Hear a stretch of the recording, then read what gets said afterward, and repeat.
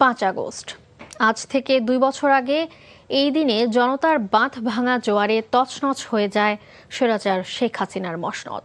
ক্ষমতা ছেড়ে পালিয়ে যান ভারতে। বিপ্লবী ছাত্র জনতার সেই রক্তক্ষয়ী দিনে মা হারিয়েছে সন্তান, পিতার কাঁধ ভারী হয়ে ওঠে পুত্রের লাশে। এমন সব হাজারো ত্যাগের বিনিময়ে ফ্যাসিবাদ মুক্ত হয় দেশ। ইতিহাসের পাতায় সোনার হরফে লেখা সেই গণ অভ্যুত্থানের কিছুটা তুলে ধরছেন হাসান মাহমুদ। জনগণের টাকায় কেনা বন্দুকের নল জনগণের বুকের দিকেই তাক করা। বাতাসে শীষ কাটে বুলেট, জেগে উঠে জনতার বিদ্রোহ। তাজা রক্ত ঢেলে দেয় আবু সাইদ, ওয়াসিম, মুগ্ধ, মিরাজ আর শত শত আনাস। অসংখ্য তাজা প্রাণ আর মুক্তির গান রঙিন করেছিল ছাত্র জনতার বিজয় সোপান। রক্ত ভেজা ইতিহাসের উজ্জ্বল আলোয় স্বৈরাচার পতনের আলোকিত 5 আগস্ট এনেছিল শৃঙ্খল মুক্তির মহাপ্লাবন। লেখা হয় সোনার হরফে একদিন।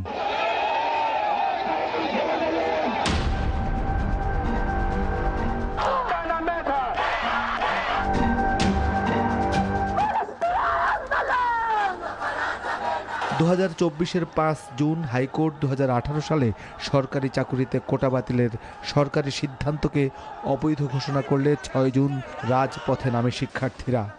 দিনে দিনে বাড়তে থাকে আন্দোলনের দায় আর দেনার পরিসর। জুন শেষে রক্তলাল জুলাইয়ে লেখা হয় এক মহাসংগ্রাম। সামনে আসছে ফাগুন, আমরা হব দ্বিগুণ। সামনে আসছে ফাগুন, আমরা হব দ্বিগুণ। বাংলা ব্লকেড, দ্রোহযাত্রা, কমপ্লিট শাটডাউন, কফিন মিছিল, রিমেম্বারিং আওয়ার হিরোজের মতো একটি অধ্যায় অতিক্রান্ত হয় স্বৈরাচারের কারফিউ ভেঙে তরতাজা জীবনের দামে।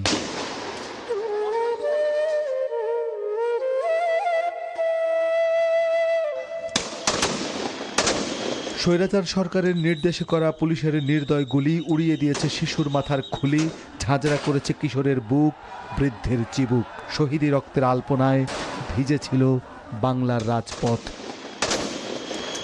বহু রক্তের বিনিময়ে ঘাত প্রতিঘাতে স্বৈরাচার পতনের এক দফা নিয়ে হাজির হয় 2024-এর 5 আগস্ট সোমবার সকাল।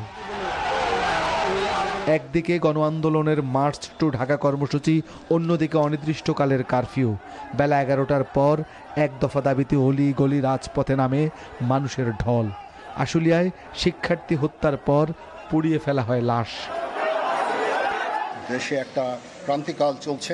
মাননীয় প্রধানমন্ত্রী পদত্যাগ করেছেন। দুপুরের দিকে সেনাপ্রধানের জাতির উদ্দেশ্যে ভাষণের খবরে সড়কগুলো পরিণত হয় জনসমুদ্রে। আবাল বৃদ্ধ বনিতা সহ সর্বস্তরের মানুষ গণভবন, সংসদ ভবন, প্রধানমন্ত্রী কার্যালয় সহ সবকিছু দখলে নেয়। গণরোষে দেশ ছেড়ে পালিয়ে যায় স্বৈরশাসক। নারায়ণগঞ্জ, মুন্সিগঞ্জ, সাভার, গাজীপুরের সব পথে মানুষ আসতে থাকে ঢাকার দিকে। ঢাকা বিশ্ববিদ্যালয় সহ নগরীর সবগুলো সড়কে তখন রঙের উচ্ছ্বাস। ফ্যাসিবাদের কালো অক্টোপাস থেকে মুক্তির উল্লাসে মাতে গোটা বাংলাদেশ। দীর্ঘদিনের দীর্ঘ অপেক্ষার অবসান শেষে ভারহীন এক বাংলাদেশ যেন জেগে উঠে পথে পথে রং ছড়িয়ে।